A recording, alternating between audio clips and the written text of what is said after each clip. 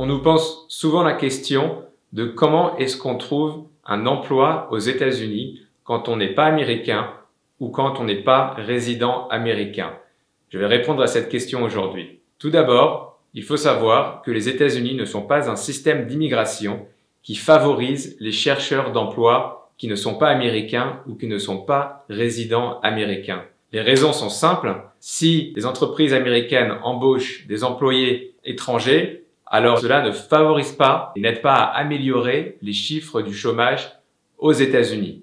Et donc, le système d'immigration américain a tout intérêt à ce que les entreprises américaines embauchent en priorité des travailleurs qui sont soit citoyens américains, soit résidents américains. Le système d'immigration américain est volontairement compliqué lorsqu'il s'agit de trouver un visa de travail. Je m'explique. Afin d'obtenir un visa de travail pour travailler dans une entreprise américaine, il faut d'abord trouver une entreprise américaine qui accepte de vous embaucher. Une fois que cette entreprise a accepté de vous embaucher, cette entreprise va devoir travailler avec un avocat pour déposer un dossier de demande de visa de travail. Ce dossier est long, et il coûte cher et il doit être déposé auprès d'un système de loterie. Tout simplement, il y a des quotas qui sont mis en place et tous les dossiers ne sont pas acceptés.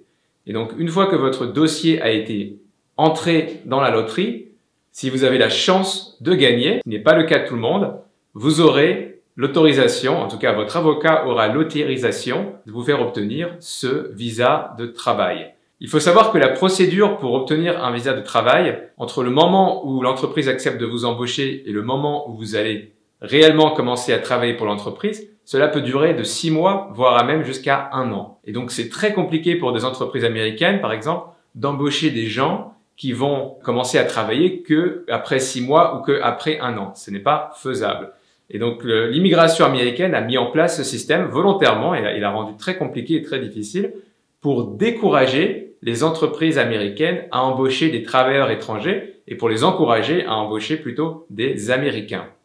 Alors, il faut savoir que cette vidéo ne s'adresse qu'aux chercheurs d'emploi. Elle ne s'adresse pas aux gens qui cherchent à monter une start-up. Elle ne s'adresse pas aux entrepreneurs qui cherchent à monter une société aux États-Unis ou qui cherchent à ouvrir une filiale aux États-Unis. Pour ces personnes-là, le système, en revanche, est très simple et les requis pour ouvrir une société aux États-Unis et obtenir un visa, ce qu'on appelle un visa d'investisseur qui vous permet de venir travailler aux États-Unis pour votre propre société, ces requis-là sont beaucoup plus simples et au contraire, l'immigration américaine favorise ce genre de procédure. Alors, tout espoir n'est pas perdu, évidemment. Il est possible de venir travailler aux États-Unis quand on n'est pas américain ou quand on n'est pas résident américain. Il y a plusieurs tips que l'on recommande et je vais vous les donner dans cette vidéo. Le premier, c'est si vous êtes français par exemple, il faut savoir que vos diplômes français ont peu de valeur aux États-Unis, en tout cas ont moins de valeur aux États-Unis qu'ils n'en ont en France. Donc un diplôme d'une grande école française, d'une grande école d'ingénieur ou d'une grande école de commerce, qui sera reconnu en France, qui sera au classement des meilleures universités ou des meilleures écoles en France, est quasiment inconnu aux États-Unis. Les seules écoles qui sont reconnues aux États-Unis sont des écoles ou des institutions universitaires anglo-saxonnes, à savoir américaines, canadiennes et anglaises. Ne vous basez pas sur votre diplôme de la même manière que vous l'utiliserez en France pour trouver un job. Cependant, vous avez un atout, c'est que vous êtes français. Et donc, vous parlez français, vous connaissez la culture française, vous connaissez aussi probablement la culture américaine, vous êtes probablement bilingue. Il y a beaucoup de sociétés françaises aux États-Unis qui recherchent ce genre de profil, qui ne sont pas faciles à trouver. Et vous êtes en bonne position pour être compétitif pour ce type de job.